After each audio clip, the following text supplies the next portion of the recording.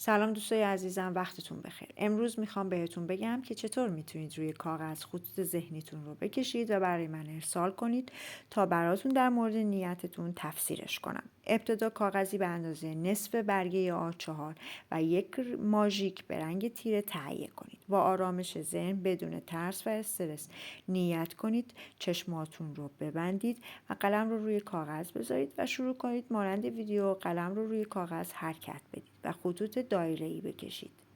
این کار رو تا زمانی که ذهنتون اجازه توقف بده ادامه بدید.